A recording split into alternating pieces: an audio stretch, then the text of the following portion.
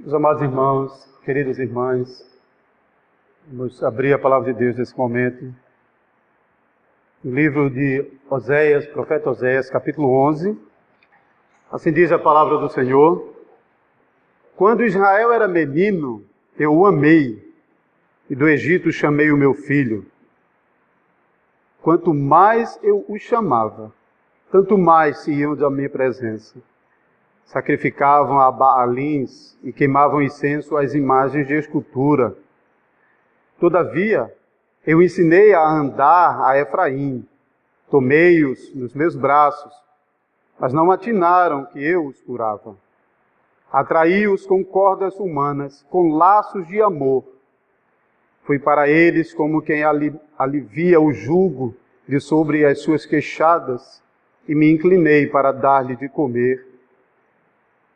Não voltarão para a terra do Egito, mas o assírio será o seu rei, porque recusam converter-se. A espada cairá sobre as suas cidades e consumirá os seus ferrolhos e as devorará por causa dos seus caprichos. Porque o meu povo é inclinado a desviar-se de mim. Se é concitado a dirigir-se acima, ninguém o faz. Como te deixaria, ó Efraim? Como te entregaria, ó Israel? Como te faria como Adimá? Como fazer-te um Zeboim? Meu coração está comovido dentro de mim. As minhas compaixões a uma se acendem. Não executarei o furor da minha ira. Não tornarei para destruir a Efraim. Porque eu sou Deus e não homem, o santo no meio de ti. Não voltarei aí em ira. Andarão após o Senhor. Este bramirá como leão, e bramando os filhos, tremendo, virão do ocidente.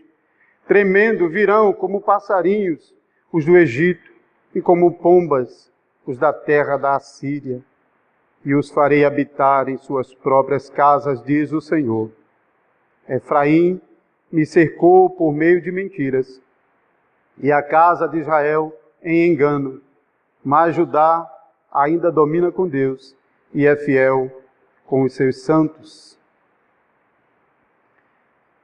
Eu li todo o capítulo 11, mas o verso 12 vai ficar basicamente para o texto do capítulo 12, a pregação vai ser do capítulo 1 até do versículo 1 até o verso 11 desse capítulo 11 de Oséias. Vamos nos aproveitar daquilo que o Senhor tem para nós nessa noite. Meus amados irmãos, essa passagem no capítulo 11 do livro de Oséias nos fala sobre o relacionamento de Deus com o seu povo Israel. No Antigo Testamento, Israel, o povo de Israel, a nação de Israel, era como um filho para Deus. Um filho a quem Deus amava. E já no comecinho, lá em Êxodo, no capítulo 4, verso 23, o Senhor já declara o seu amor por Israel como um filho a quem Ele ama. Deus então chamou Israel do Egito e o conduziu pelo deserto até a terra prometida, até a terra de Canaã. Deus então escolheu Israel para ter com ele um relacionamento pactual. Deus escolheu Israel porque queria que Israel o amasse e que desfrutasse dele como um pai. Era para Israel, como um filho obediente, amar a Deus e fazer a vontade do seu pai. Mas como Israel se comportou durante toda a sua peregrinação no Egito, no deserto? Será que Israel agiu como um filho obediente a Deus? Será que Israel foi um filho a quem Deus declarou todo o seu prazer? E como é que essa passagem, meus irmãos, se cumpre o seu propósito, o propósito de Deus com Israel? E como cada um de vocês são alcançados pela promessa da palavra de Deus nessa passagem que nós acabamos de ler. A pregação dessa noite vai mostrar que o amor de Deus revelado a Israel alcança o seu cumprimento em Jesus Cristo, o Filho de Deus. E veremos também que esse amor de Deus alcança também a cada um de vocês por causa do Senhor Jesus Cristo, o eterno Filho de Deus. Então podemos dizer que a pregação dessa noite, ela tem o seguinte tema: o Pai Celestial tem todo o prazer em vocês por causa do seu Filho Jesus Cristo. O Pai Celestial tem todo o prazer em vocês por causa do seu amado Filho Jesus Cristo. Então esse capítulo 11 de Osés funciona como uma queixa formal de um pai para com o seu filho desobediente. O pai amoroso chama esse filho quando ele ainda era bem pequeno. E esse pai ensina o seu filho a andar. Quando esse filho tropeça e cai, esse pai o levanta, toma pelos braços. Quando ele se machuca, esse pai cuida dos ferimentos. E da mesma forma que o dono de um animal retira o jugo do seu pescoço para que ele possa comer livremente, assim também o pai cuida do filho para que ele possa comer a melhor comida. E até o pai se abaixa para dar de comida a esse filho querido. Provavelmente os pais que estão aqui devem estar familiarizados com essa cena, sentando-se no chão carinhosamente para dar de comida ao filhinho querido. Isso é o amor que Deus está revelando por Israel. Um grande amor. Deus fez para Israel tudo que um pai amoroso gostaria de fazer para o filho a quem ama. Deus tirou Israel da escravidão do Egito e o guiou com segurança pelo deserto até introduzi-lo na terra da promessa. A terra que emana leite e mel, a melhor terra. Apesar disso, Israel estava sempre agindo como um filho rebelde. Israel agia como um filho ingrato. E observando especialmente os 4 primeiros versículos dessa passagem, o contraste é muito forte entre o ato de Deus de chamar Israel para si e a atitude de Israel de cada vez de novo afastar-se do Senhor e mostrar assim a sua ingratidão. Quando Israel era menino, eu o amei, e do Egito chamei o meu filho. Quanto mais eu o chamava, tanto mais se ia da minha presença. Sacrificavam a Baalins e queimavam incenso às imagens de escultura. Todavia eu ensinei a andar Efraim, tomei-o nos meus braços, mas não atinaram que eu os curava. Atraí-os com cordas humanas, com laços de amor. Fui para eles como quem alivia o jugo de sobre as suas queixadas e me inclinei para dar-lhe de comer. Você pode perceber aqui o contraste entre o atrair de Deus, o chamar de Deus, e a obstinação, a teimosia de Israel em cada vez de novo sair da presença do Senhor e procurar os ídolos, os deuses dos pagãos. Deus continuava chamando Israel, mas Israel continuava recusando a atender esse chamado de Deus. Deus ensinava Israel a obedecer, mas Israel persistia em sua rebeldia contra Deus.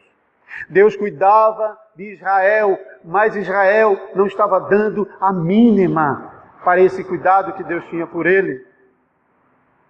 Deus fazia tudo para Israel, mas Israel se mostrava ingrato, preferindo dar a honra àqueles deuses falsos que nada fizeram por ele.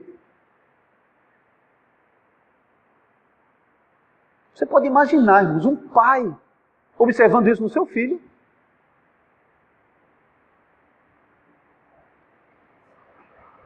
Mas que pai que ama o filho, vendo o filho se afastar cada vez mais por um caminho perigoso, um caminho que vai levar à morte, como esse caminho que nós estamos vendo aqui, que pai veria isso e não faria nada?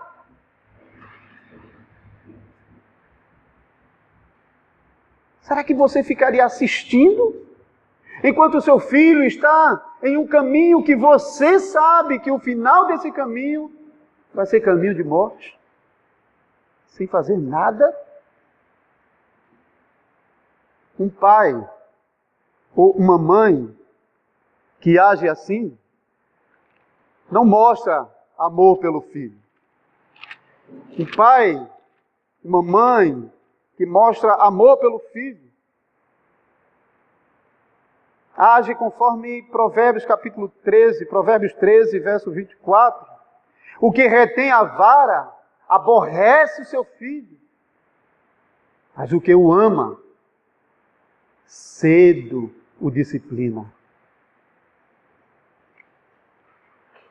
E Deus faz isso com Israel. Deus disciplina Israel. Deus ameaça castigar Israel porque Israel recusa-se a atender o chamado desse pai que se mostra amoroso para com ele. Mas Deus não vai mandar Israel de volta para o Egito, de onde ele já o tirou. Deus não quer abandonar o seu povo. Deus não quer de jeito nenhum desprezar o seu filho a quem ama. Apesar disso, um castigo severo ainda é necessário para Israel. Deus não vai mandar Israel de volta para a escravidão do Egito, mas ainda o ameaça com o cativeiro da Assíria. Esse nome, Assíria, causava horror em quem ouvia nessa época. Lendo o livro de Jonas, por exemplo, você vai aprender sobre a crueldade dos assírios. Os assírios eram um povo conhecido por sua perversidade, por sua crueldade. Entre muitos e terríveis crimes que os assírios costumavam fazer com os povos subjugados, estava o de enterrar alguém vivo no deserto, deixando do lado de fora somente a cabeça para que fosse alvo das aves de rapina, das feras do campo. E se isso já parece ruim, pense sobre arrancar a pele do corpo de uma pessoa enquanto ela está viva. Esse tipo de crueldade marcava os assírios em relação aos povos conquistados. E Deus estava ameaçando Israel, dizendo que os assírios invadiriam as cidades de Israel e provocariam destruição completa. Suas espadas derramariam rios de sangue dentro da cidade e os seus prédios seriam destruídos. Versos 5 e 6, você pode ver isso. Meus amados irmãos, ouvir essas palavras era para causar terror em Israel. Essa ameaça era para fazer o povo tremer de medo e se voltar para Deus arrependido, confessando os seus pecados e abandonando a sua rebelião, pedindo perdão ao seu pai.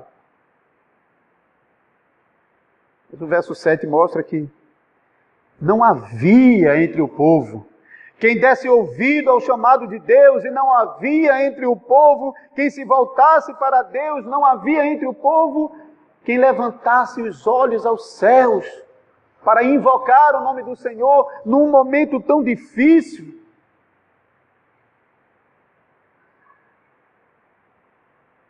Tal qual o pai que ama o seu filho, Deus certamente vai castigar Israel. Mas ele vai fazer isso com justa medida.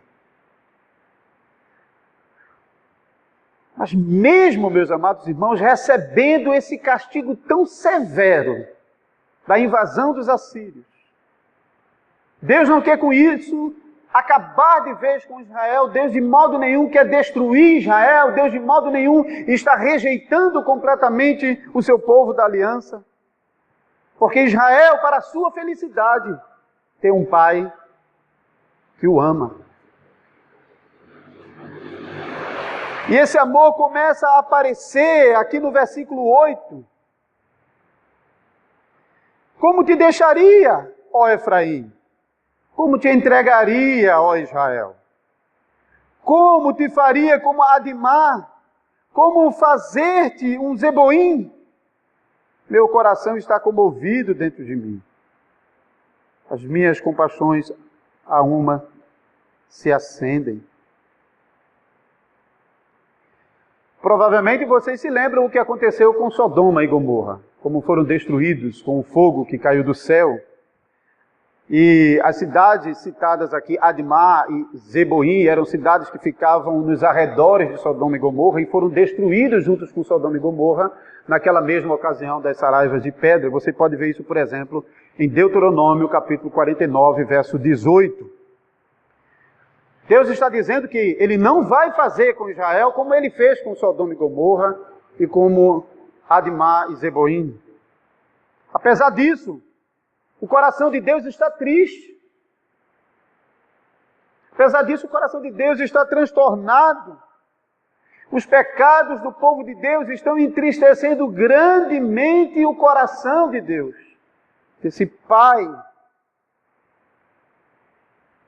Não é à toa que nós vamos aprender na palavra de Deus que não devemos entristecer o Espírito Santo com o qual nós estamos selados para o dia da redenção. Porque os nossos pecados entristecem o Espírito Santo. Os nossos pecados entristecem a Deus.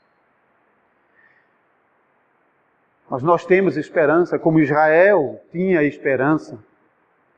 A esperança de Israel está no fato de que o coração de Deus não é como os nossos corações.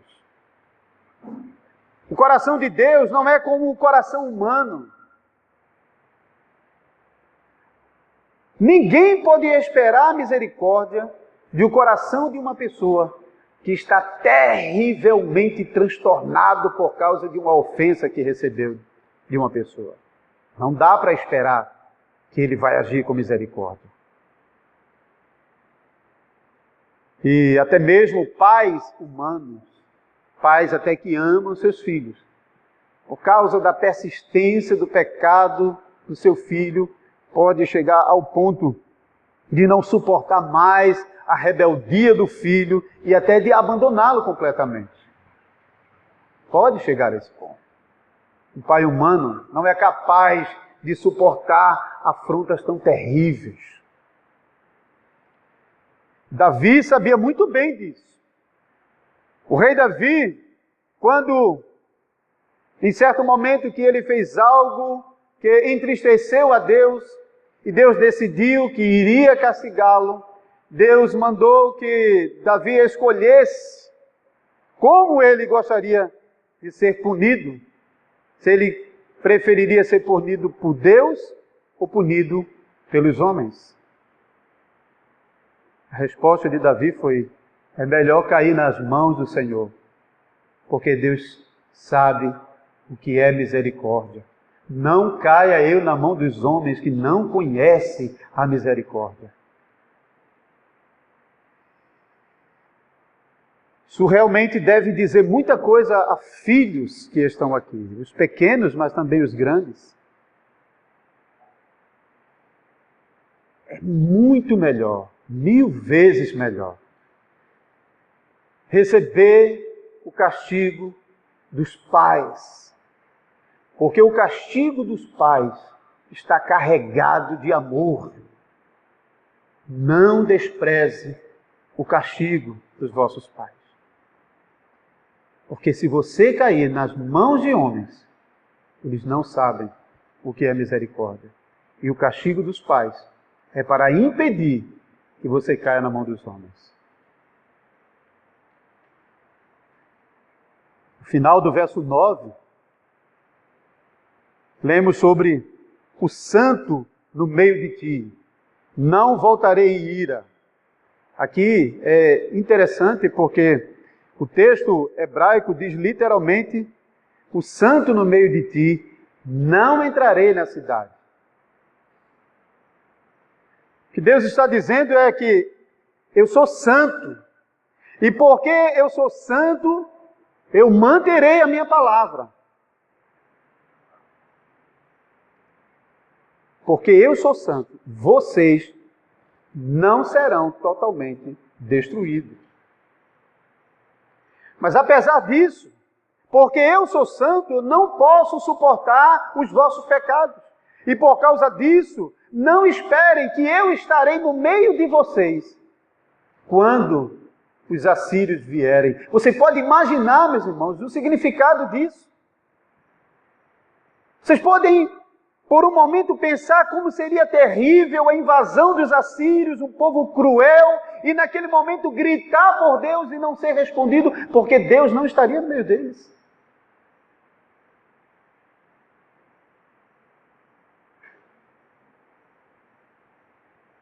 Naquele momento eles clamariam, mas Deus não estaria ali para livrá-los. Deus não deixaria o seu povo ser destruído, porque Deus tem um compromisso com a sua palavra. Ele havia prometido a Abraão que sempre manteria a sua promessa com os seus descendentes. Mas Israel era um filho que provocava o desgosto do seu pai. Quanto mais o pai o amava, mais Israel se afastava de Deus. Quanto mais Deus o atraía, mais Israel o desprezava. A passagem inteira, meus amados irmãos, nos ensina que Deus castiga o filho rebelde que não obedece o chamado do seu pai, mas também nos ensina que Ele não vai destruir completamente Israel, porque Israel ainda é seu filho. A história mostra que Israel não se corrigiu e cumpriu-se aquilo que Deus havia dito. A Síria invadiu Israel. Foram tempos terríveis. Deus espalhou Israel pelo mundo, a Síria, Egito e muitos outros lugares. Mas apesar disso, o Senhor mantém a sua promessa de restauração e Ele promete que fará o seu povo retornar à terra da sua possessão. Nos versos finais, os versos 10 e 11, podemos ver essa esperança de Israel aparecendo aqui no texto com força total. Estes dois versos tomam uma imagem do mundo animal para ensinar sobre a conversão do povo de Deus.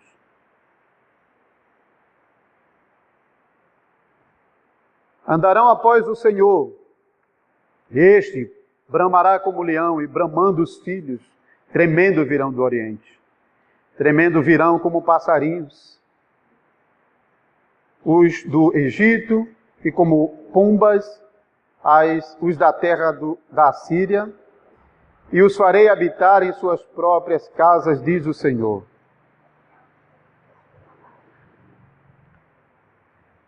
Interessante é que o Senhor diz que vai rugir como um leão, que faz com que todos os animais trêmulos corram diante dele. Isso é mais ou menos a cena que nós vemos quando estamos assistindo aqueles filmes de selvas da África, quando o leão chega. Geralmente, tem situações de ataque de grupo, mas geralmente os animais logo batem em retirada quando ouvem o rugido do leão. Então a cena é essa: Deus gritando, bramando, e Israel trêmulo, tremendo as pernas, correndo na presença do Senhor, em direção de volta à sua terra. Então Deus fará com que o seu povo retorne à sua terra diante dele, de todos os lugares. Os filhos voltarão de volta para casa, como pássaros que estavam vagando, retornam para o ninho. E assim Deus cumpre a promessa de fazer o povo de Israel que estava disperso retornar para Jerusalém e tornar a congregar como seu povo. E temos provas disso quando chegamos no Novo Testamento. Quando chegamos aos Evangelhos, encontramos novamente Israel lá reunido. Não apenas Judá, mas também as tribos de Israel. Lá estavam os levitas, os sacerdotes da tribo de Levi. Lá estavam os descendentes de Judá. Em Lucas, capítulo 2, verso 36, diz que lá estava uma mulher chamada Ana, que era da tribo de Aser. Aprendemos sobre o apóstolo Paulo, que era da tribo de Benjamim. E assim podemos ver que as tribos, ora dispersas, estavam novamente congregadas em Israel como povo de Deus.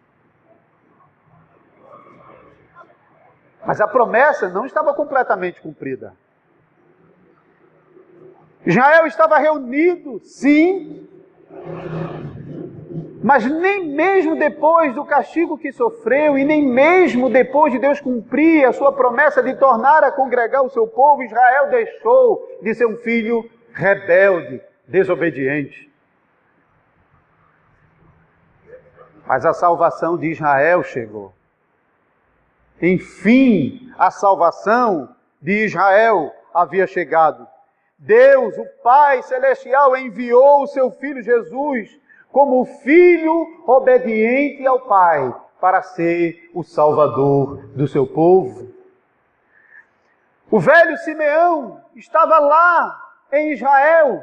Ele pegou o menino nos braços e louvou a Deus, dizendo: agora os meus olhos viram a salvação de Israel. Simeão compreendeu que a salvação do povo estava no Filho prometido de Deus, aquele que viria e seria o Filho obediente e o Filho amado do Pai. Mas muitos israelitas não entenderam isso. Muitos judeus não entenderam isso. Muitos não foram capazes de compreender que eles nunca poderiam obedecer perfeitamente à vontade desse Pai amoroso e fiel. Eles não entenderam que, apesar da sua desobediência, essa desobediência ensinava a eles a necessidade de um filho que obedecesse ao Pai. Então Deus estava, de alguma maneira, usando a sua própria desobediência para ensiná-los sobre a necessidade de um filho que pudesse ser totalmente obediente a Deus. E assim eles deveriam esperar por esse filho, como Simeão estava esperando, e quando viu, louvou o Senhor pela salvação que Deus havia revelado. Por meio da história de desobediência dos israelitas, Deus estava cumprindo a sua promessa, enviando o seu filho. Mas muitos não entenderam, muitos não aceitaram isso. Pelo contrário, perseguiram o Filho de Deus. Quando Herodes, o rei, soube da notícia do nascimento do rei Salvador de Israel, ele se enfureceu. O rei mandou matar todas as crianças pequenas de Belém e de todos os arredores, na esperança de, fazendo isso, acabar com o rei de Israel, com o Salvador de Israel. Mas naquele momento, o que Deus faz? Deus envia o seu filho para o Egito.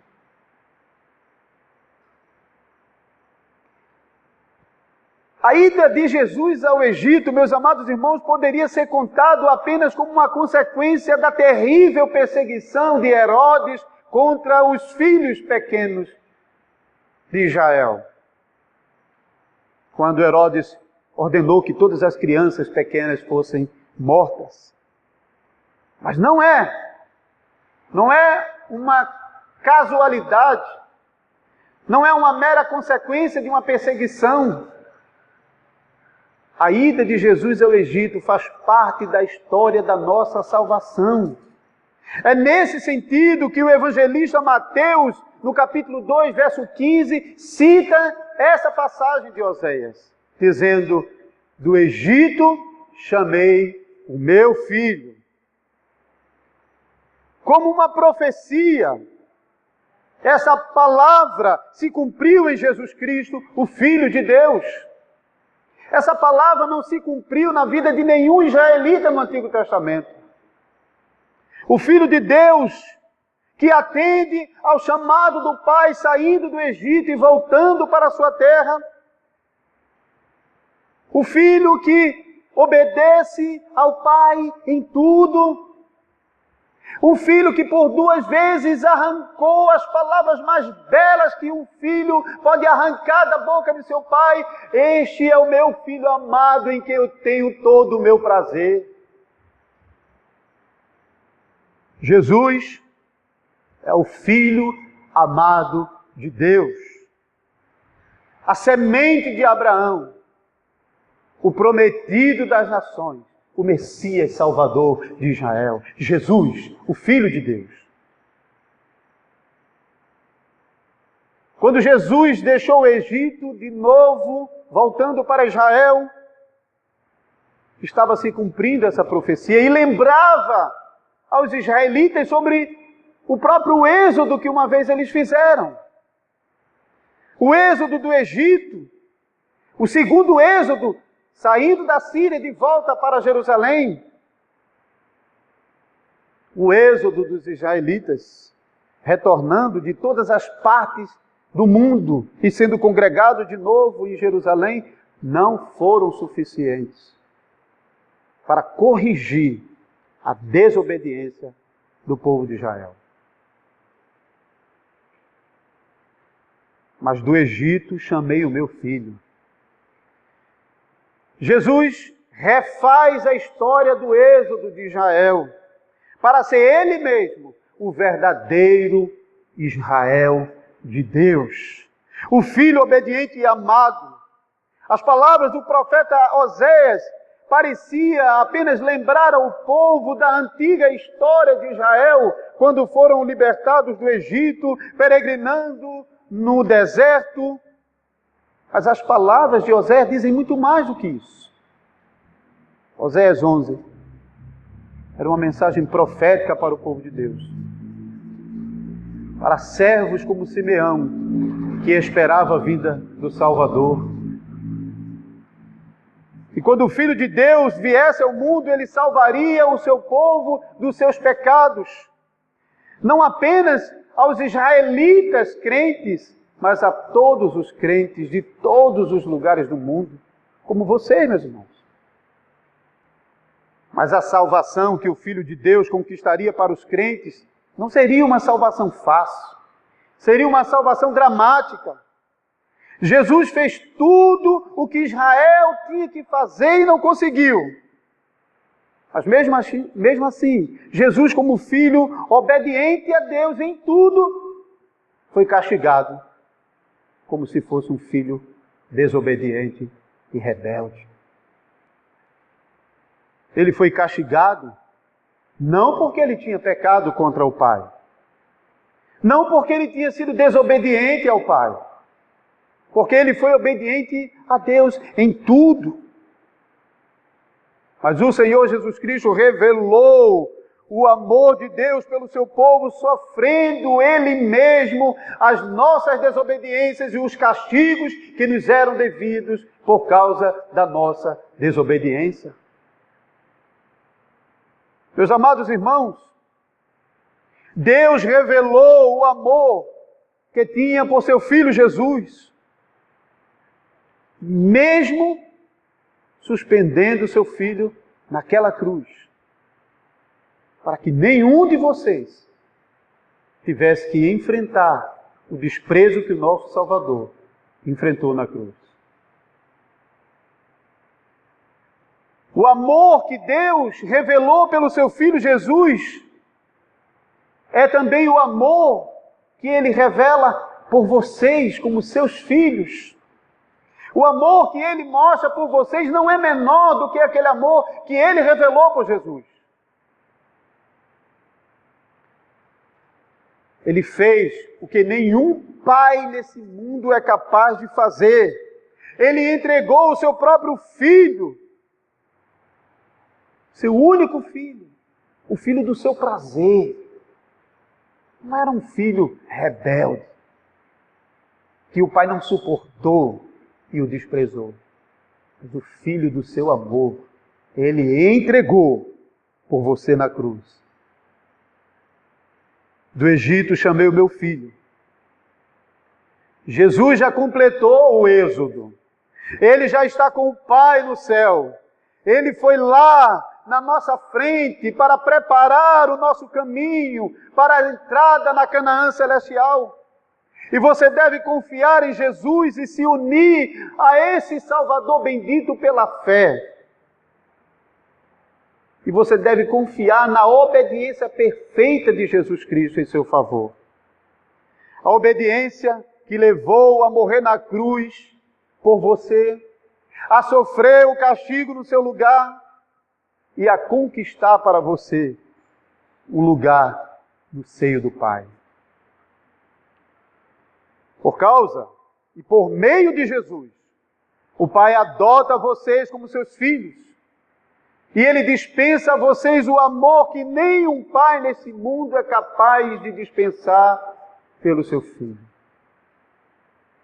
Portanto, meus amados irmãos, mesmo que vocês ainda experimentem nessa vida tantas fraquezas e tanta desobediência ao Pai Celestial, ainda que obedecer a Deus seja uma tarefa tão árdua e tão difícil para nós, não se esqueça de que o seu Pai se satisfez completamente com a obediência que Jesus Cristo realizou por vocês. Em Jesus Cristo todas as suas fraquezas são aperfeiçoadas. Em Jesus todos os seus pecados são perdoados. Em Jesus você também é filho do amor de Deus. E em Jesus você já está nos braços do Pai Celestial. Você pode agradecer a Deus por essa grande bênção agora, cantando louvores a Deus. Mas você ainda terá a oportunidade de fazer isso pessoalmente, quando estiver na glória do nosso amado Deus e Salvador Jesus Cristo. Amém.